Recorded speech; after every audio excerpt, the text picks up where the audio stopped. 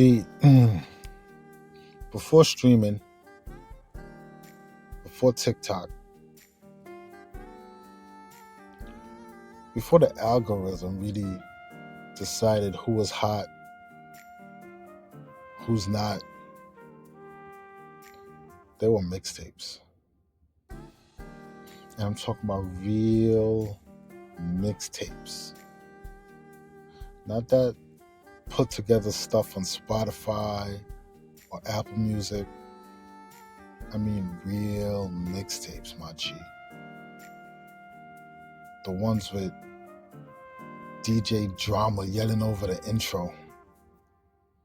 The ones with the exclusive joints. The freestyles. No labels.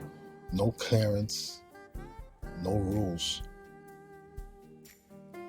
You copped it from the bootlegger. The dude in the corner. The corner store. You burnt them on your CD drive, my G. You got them from your homie. You downloaded them from DatPiff. Even if it had that sketchy ass zip file. Yeah, those mixtapes. That was the time when the music industry didn't have a grip. It wasn't in control. The streets was in control. Artists weren't waiting for a label deal. They were grinding, battling, flooding the blocks with mad tapes. Some dudes were hungry. Some were just mad. Some just had something to prove. But they all had one thing in common. They weren't asking for permission. Permission. This episode right here, it's about that era. The mixtape era. We're going to talk about what made it so powerful, who the key players were, and how it flipped the whole industry upside down. Because even though it's not that talked about anymore, mixtapes caused, shaped a lot of careers of some of the biggest artists and names in hip-hop. And that impact, you can still hear it today. So whether you were around or you're just now learning about it, this one's for you. I'm Culture, and this is Forever Culture Podcast, where hip-hop culture, black entertainment get their flowers. Got it? Let's get it.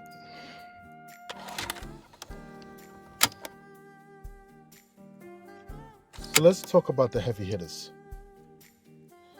The artists who didn't just drop mixtapes, but dominated the game.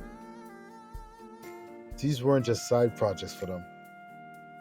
This was the grind. Let's start with 50 Cent. Before Get Rich or Die Trying blew the doors off 2003, 50 was already a legend. His mixtapes, man, they were everywhere.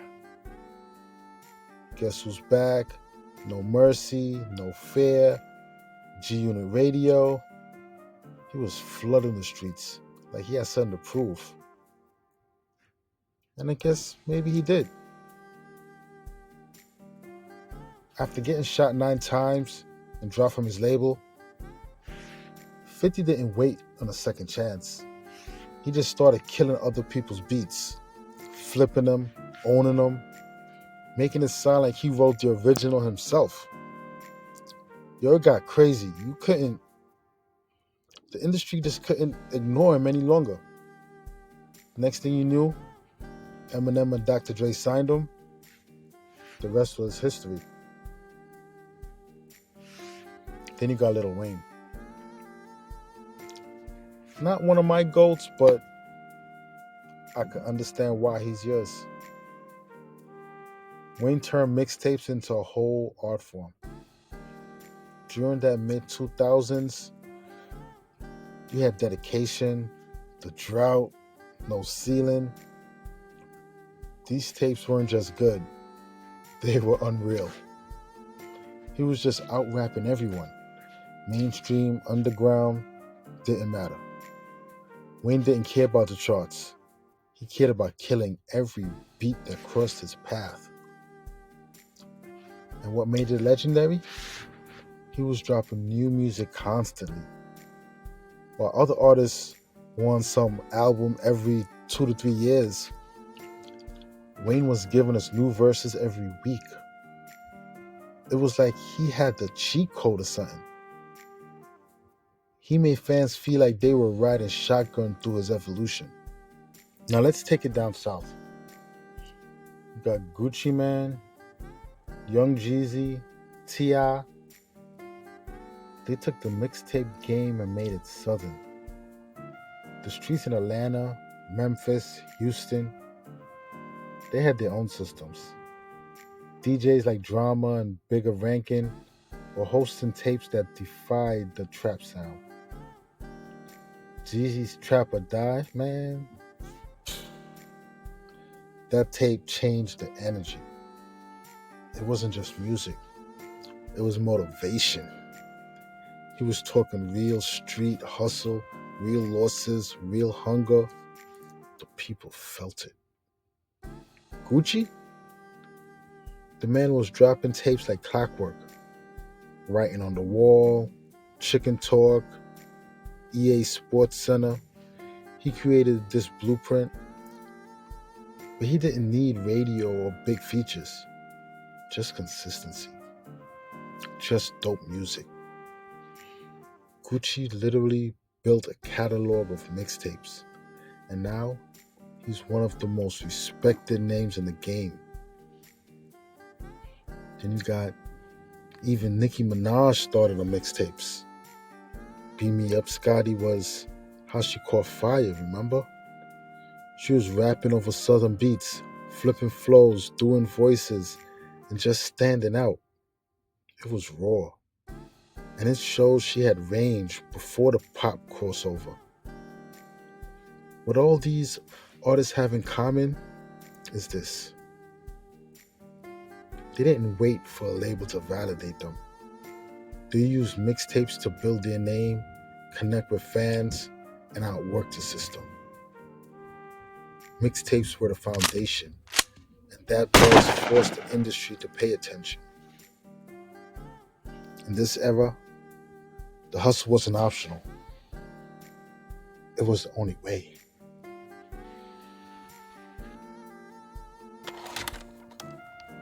Let's talk about that power. Because back in the day, the music industry held all of it. The labels decided who got the deal, who got the shelf space on Tower Records, who got played on Hot 97. If you weren't co-signed to a big label or some big name exec, you were invisible.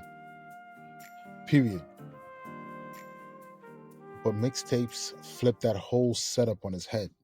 See, when artists started dropping their own tapes, no middlemen, no budget, no filter, they realized something huge. That they didn't need the industry to move the crowd.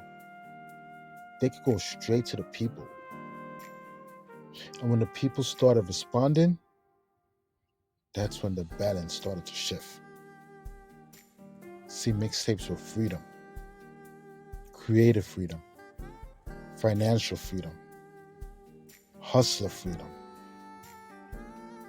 Let's break it down. First,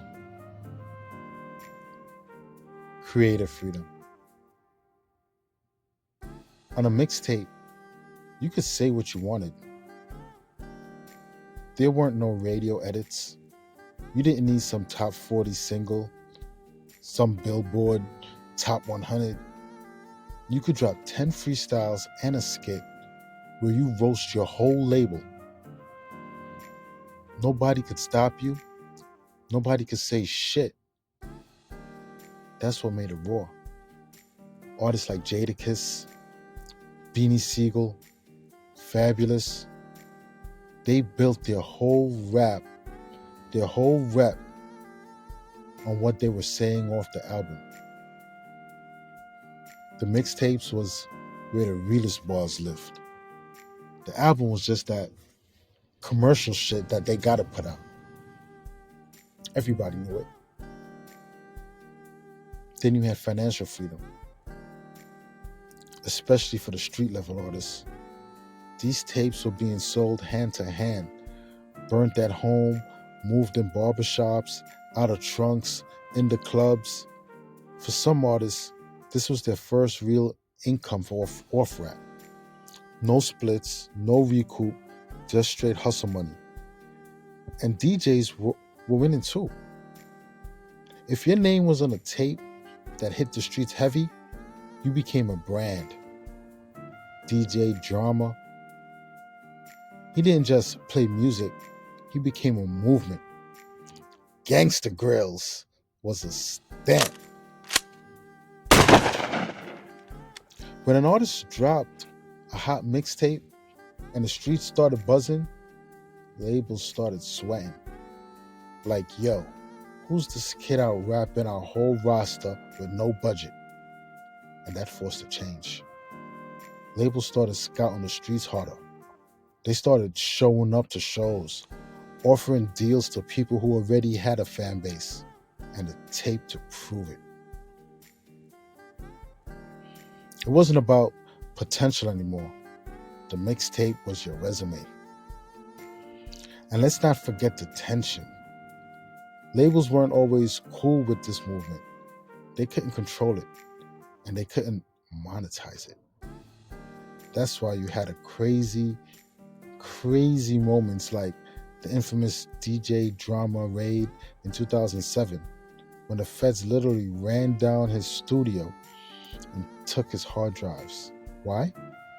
Because the mixtape game was getting too powerful, too loud, too free. Bottom line, the mixtape era shifted the power dynamic from suits to spitters, from boardrooms to back blocks. And honestly, the energy is still alive today somehow. In how independent artists move, how projects drop with no warning, how fans decides who's hot before labels even catch up. The mixtape just made it clear. You don't need permission to be great.